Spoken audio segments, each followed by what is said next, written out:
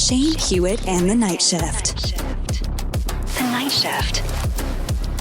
The Night Shift. Kris Abel is here. He's ready to talk tech, and he's got more pets. I think, Kris, we can solve some of your problems if we just got you a cat or a dog or something like that, because this robot pet thing seems to be like a bit of a thread for you. I know. Tell me about it. But I do like the direction it's going in. Okay. Kawasaki. To me, Kawasaki is the off-road dirt bikes. I know that they make other things, but like the ones with the pokey tires in the mud, like to me, that's Kawasaki. What's Kawasaki to you? So Kawasaki right now in Japan, they just unveiled their concept for the future of their business. So in the same way that motorcycles were inspired by horses originally, they're now getting ready to create robotic horses.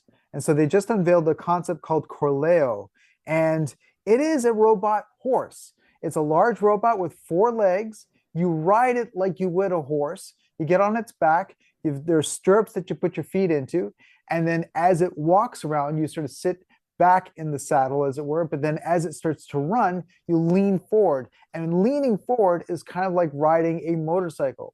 What Kawasaki says is they use the same kind of technology for when you're in the back of a motorcycle, that the motorcycle can sense your weight. And as you shift your weight, that kind of adjusts to the way that the motorcycle operates. The same thing, this robot called Corleo will be able to detect your weight and then adjust. And you can even kind of control its direction in terms of how it's moving.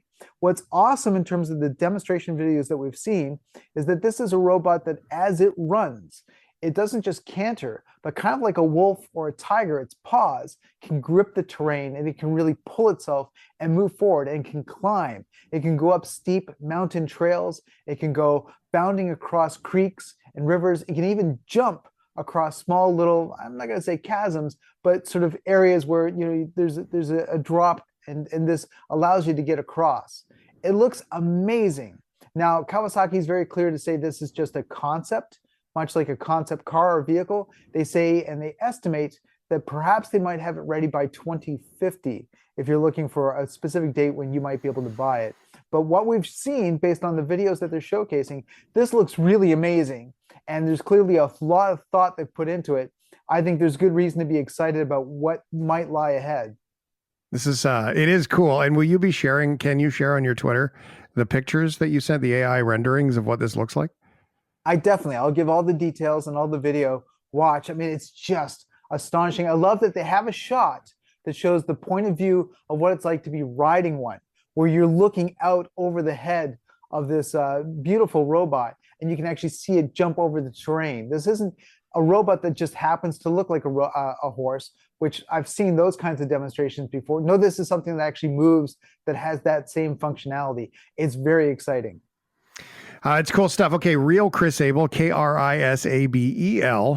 on Twitter and Instagram is where you can find that. Okay, this is interesting for me because normally we're only forward looking with everything with tech for you. This is like old school tech, old school gaming that has really flipped into something new in regards to Jaws. If you're old enough to remember when Jaws came out in the 1970s, there was a game that came out based on the movie called Jaws the Game. It was a plastic shark, and the idea was that its mouth was open and you had to use a special spear to reach in and try to pull out all this junk that the shark had chewed and swallowed. License plates, tires, human skulls, things like that. And if you didn't do it right, then the jaws would suddenly snap and clasp around you. And it was very frightening, especially in the atmosphere when the movie first came out. Everybody was scared. They didn't want to go to swimming pools anymore. Some people were nervous just to sit on the toilet. So this toy was very successful in instilling a lot of fear. Now, if you look at that toy, it's kind of laughable. It's very a rudimentary cartoon kind of shark plastic toy. And as a little kid, I always wanted to play with one, never got to. Well, now there's a company called NECA, N-E-C-A, and for the 50th anniversary of Jaws, they're releasing an updated version of this very same game with a far more beautiful, realistic looking shark.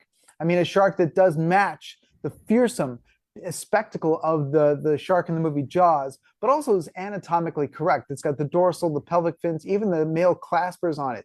This is something, if you're a fan of sharks, it's a beautiful model. And once again, it has this incredible game where you're trying to pull little things out and you're taking turns to see who can get everything out of the shark's mouth before it bites down on you.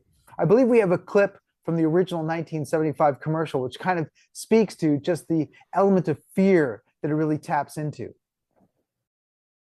Jaws. Jaws is the game where you try to fish out what's in the jaws of the great white shark. I'm going for the camera. Made it. But be careful, because if you remove the wrong piece, the jaws will get you. You're out. This tech is is as old school as it gets, and when we fast forward to what it is today, we really see an impact of how this, what we're looking at. When we've got video games that are interactive, we've got video games that are now movies. I mean, things have truly changed. And it really taps into this whole trend of what they call the kidult, which is that you have a lot of adults who are starting to collect and buy kids' toys. This particular one, the Jaws, the game from 1975, if you do a search on eBay, you'll see that the used versions of this go for about $200 to $300. It's very popular. If you can find it, there's one that's actually has a sealed package from 1975 that's going for $3,000. There's a lot of interest in this game. Again, so I'm happy to say that NECA not only has re-released it and upgraded it with much better, more realistic modeling on it, but they're only selling it for $60. So that seems much better in terms of being able to satisfy your nostalgia. All right, Kris Abel, Minecraft movie. Everyone's having fun. I've only got about a minute here, but let's touch on the young folks are really taking old trends and making them new again when it comes to this show. So showings and screenings of the Minecraft movie have been the source of a lot of disturbances. A lot of the kids that are seeing it, young kids, are becoming so outlandish and responding to key lines in the movie.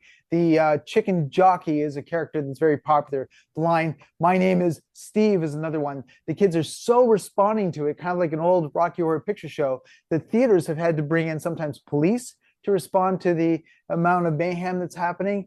There's a policy at many theaters that now minors who want to see the movie have to bring an adult with them. There was one theater that had so much damage that said the seats were pulled out of the floor just because the amount of level of excitement that kids have had towards this movie. That's wild and cool stuff. It sounds a lot like Wicked, except in its own version of what the Wicked movie, with the singing and the dancing and the all over it that's going on. So maybe this is the new way that we watch movies, Kris. I think it's a case where the kids have an experience that up until now has always been limited to just being virtual online. And for the first time, you're having a communal experience in a theater with other people live sitting right next to you. And I think for a lot of people, this is the first time they're experiencing that, and it's just having a hard time adjusting to it. Kris Abel, real Kris Abel. If you want to check out everything to do with the Kawasaki riding horse thing, it sounds cool. I can tell you the photos are cool. As always, you can check him out on Twitter, Instagram, and so much more. Kris, thank you, my friend. All right, take care.